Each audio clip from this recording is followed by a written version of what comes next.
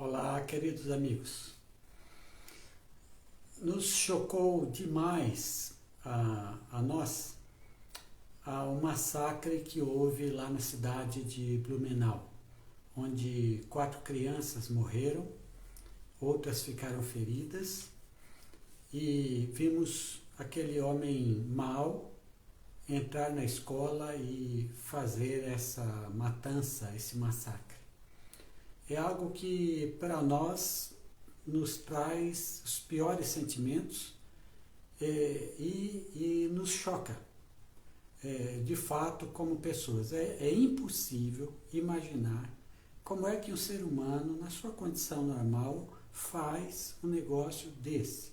Leva lá um machado, uma machadinha e desfere contra as crianças.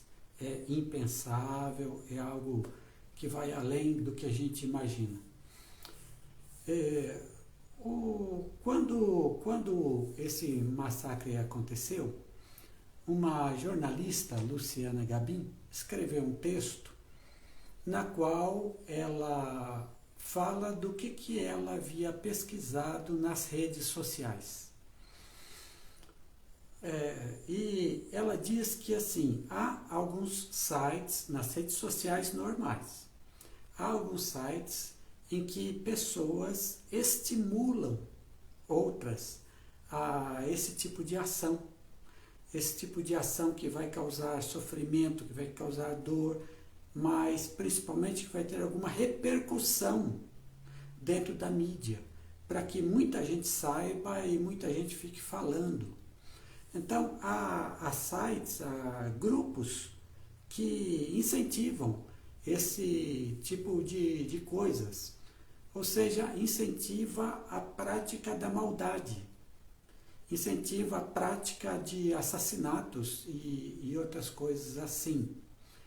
E ela fez uma pesquisa e detectou isso. E outra coisa, muitos inscritos, muitos seguidores ali desses sites, o que indica que é uma comunidade muito grande, e não só aqui no Brasil, internacional, pessoas de outros países também ligados nessas coisas que acontecem.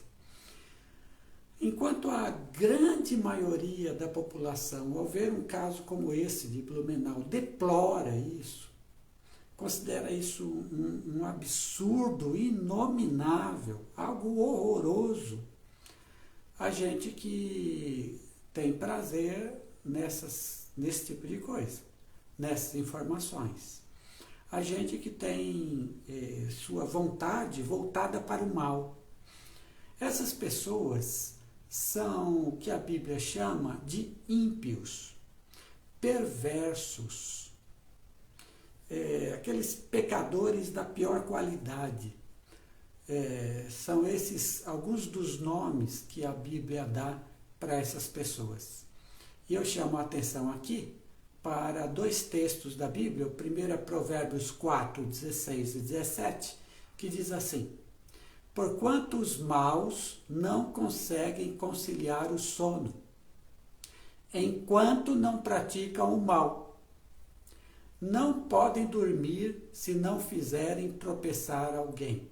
Então veja, os maus, os ímpios, os perversos, são o tipo de pessoa que, segundo o texto, não consegue dormir sem ter praticado o mal. Ele pratica o mal, ele executa aquilo que é ruim para alguém. Ele faz alguém sofrer. Esse é o seu propósito. Ainda outro texto, esse de Isaías 3:11. Mas ai do ímpio, do homem que pratica o mal, tudo lhe irá mal. Eis que será tratado na mesma medida de suas ações malignas. Aqui é o texto que diz que aquele que pratica o mal retornará contra ele. Assim como aquele que pratica o bem retornará a seu favor. Mas o texto aqui fala dos maus. E é a lei da semeadura e da colheita. Se você semeia vento, você colhe tempestade. Se você semeia o mal para os outros, você colhe o mal para você. Então o texto de Isaías diz isso. Para os maus tudo lhe irá mal. Uma hora a casa cai. E ele será tratado na mesma moeda das suas ações malignas. Primeiro, pela vida. Segundo, por Deus. Tanto na vida quanto depois, quando vai haver um juízo final, para aí sim Deus acertar ou a condenação ou a salvação de todos os seres humanos. Portanto, há pessoas, veja, esse texto de Provérbios foi escrito há 3.000 anos atrás, uma outra cultura. Há pessoas, tanto lá atrás quanto hoje em dia, que gostam do mal, gostam de praticar o mal, sentem prazer nisso. Esses são os ímpios. Esses são aquelas pessoas que lhes falta lhes falta o coração para poder ajudar as pessoas. A grande maioria da população de nós não é assim. A grande maioria procura fazer o bem, procura viver uma vida correta, procura ser uma pessoa séria em tudo aquilo que faz. Mas a Bíblia estende a maldade que vai caracterizar a vida dos ímpios, mas ela estende a maldade para todo ser humano. A Bíblia diz que todos os seres humanos, eles têm dentro de si algum grau de maldade. Claro que a maioria não tem o grau de maldade desses homens ímpios, psicopatas, homens sem coração. Não. A grande maioria procura o bem, mas, segundo a Bíblia, o mal está dentro deles, de todos, mesmo dos melhores, mesmo dos mais santos, mesmo daqueles que a gente consideramos símbolos da moralidade, símbolos de boa pessoa, da filantropia, mesmo estes. A Bíblia diz que a maldade ainda habita nessa pessoa. Eu quero ler 2 textos aqui para você. O primeiro é de Romanos 3, 9 a 12. Já demonstramos que tanto judeus quanto gentios estão debaixo do pecado. Como está escrito, não há nenhum justo, nenhum sequer. Não há ninguém que entenda, ninguém que busque a Deus. Todos se desviaram, tornaram-se juntamente inúteis. Não há ninguém que faça o bem, não há um sequer. O que o texto nos diz é que não há nenhum justo, nenhum sequer. O texto não está dizendo que a gente não faça o bem, que as pessoas não façam o bem. Não, o texto está dizendo que quando Deus examina as pessoas, não encontra uma pessoa que seja justa, completamente justa, perfeita na bondade, perfeita em tudo que faz. Não existe tal tipo de pessoa. E, diz o texto, não há ninguém que faça o bem, nenhum sequer. Fazer o bem aqui é fazer o bem no seu sentido pleno, total. Não há ninguém, não há um sequer. Portanto, todos os seres humanos, independente de seu grau de bondade ou maldade, todos serão considerados como pecadores para a Bíblia.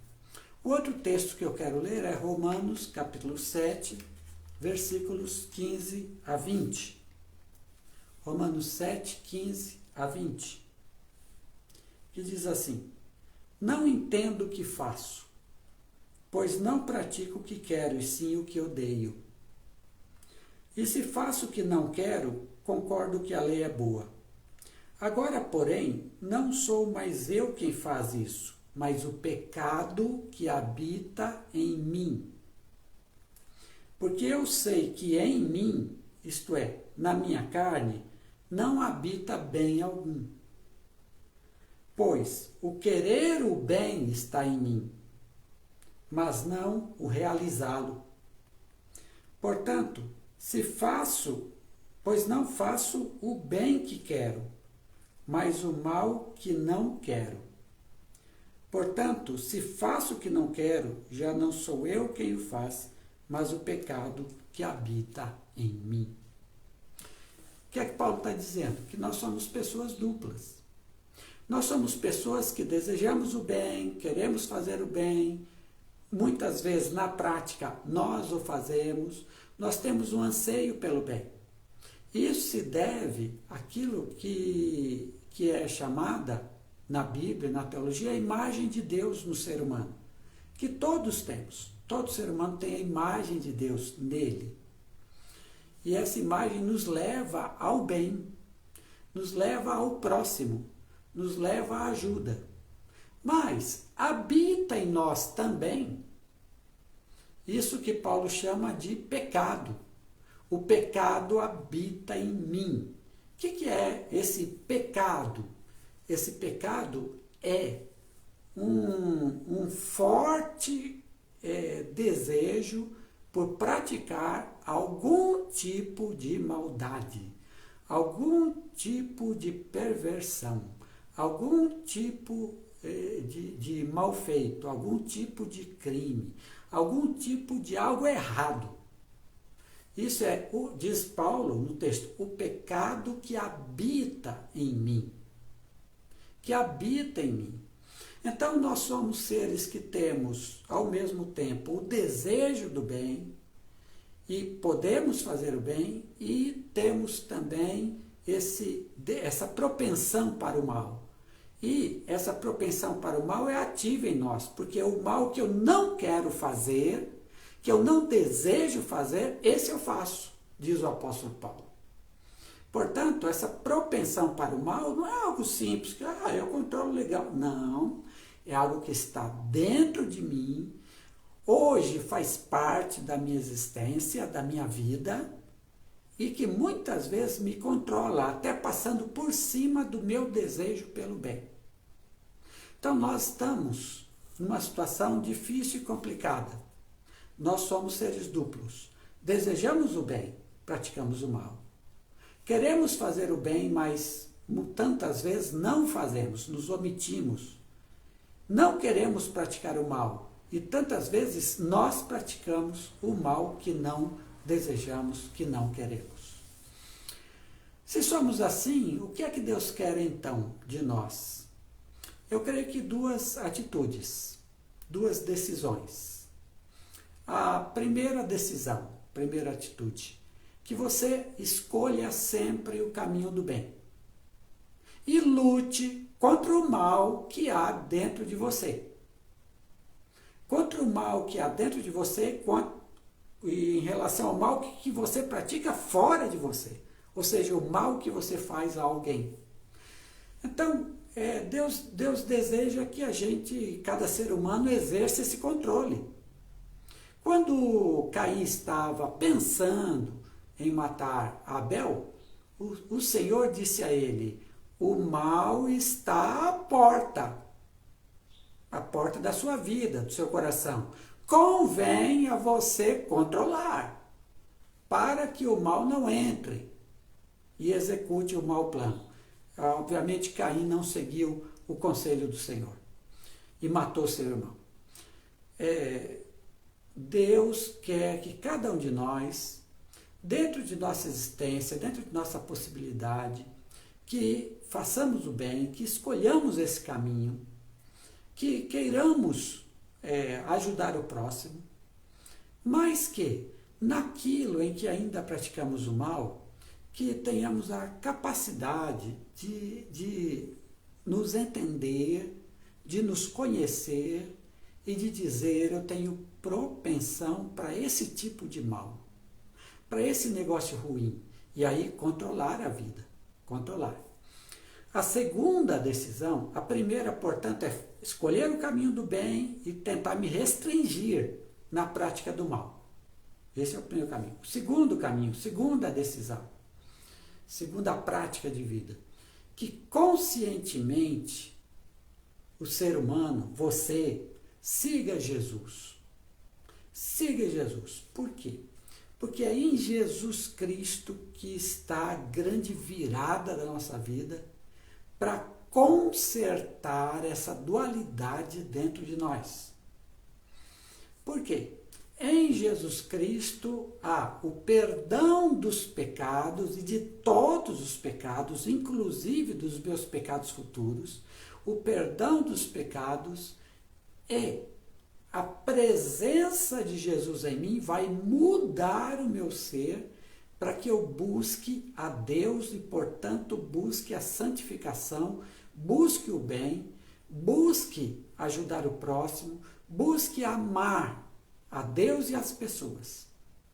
É com a presença de Jesus e do seu Espírito que isso se processa dentro de mim, a tal ponto que uma mudança acontece por causa de Jesus. E isso acontece porque Jesus na cruz conquistou isso para nós. Quando ele morreu, ele estava nos dando o perdão dos pecados. Quando ele morreu, ele estava nos dando uma nova existência, uma nova vida, porque ele assumiu nossos pecados para que nós pudéssemos viver uma nova vida na justiça dele. Na justiça dele. Portanto, é por Jesus que acontece esta mudança. Daí, a decisão é seguir a Jesus Cristo. O apóstolo Paulo fala disso, dessa mudança na vida. Ele diz o seguinte, em 1 Timóteo 1, 15 a 16. Esta afirmação é fiel e digna de toda aceitação. Cristo Jesus veio ao mundo para salvar os pecadores, dos quais eu sou o pior. Mas, por isso mesmo, alcancei misericórdia, para que em mim, o pior dos pecadores, Cristo Jesus demonstrasse toda a grandeza da sua paciência, usando-me como um exemplo para aqueles que nele haveriam de crer para a vida eterna. Veja, em mim, o pior dos pecadores, esse homem estava no final da vida dele. E ele se dizia o pior dos pecadores. Para que em mim, o pior dos pecadores, Jesus demonstrasse toda a sua misericórdia e toda a sua paciência comigo. Sim, meus irmãos, Jesus tem paciência conosco. Jesus tem misericórdia de nós. Por isso que ele nunca abandonará um discípulo seu, por pior que ele esteja indo, por pior que sejam as suas maldades praticadas. Ele terá paciência e misericórdia. Dele vem o perdão dos pecados.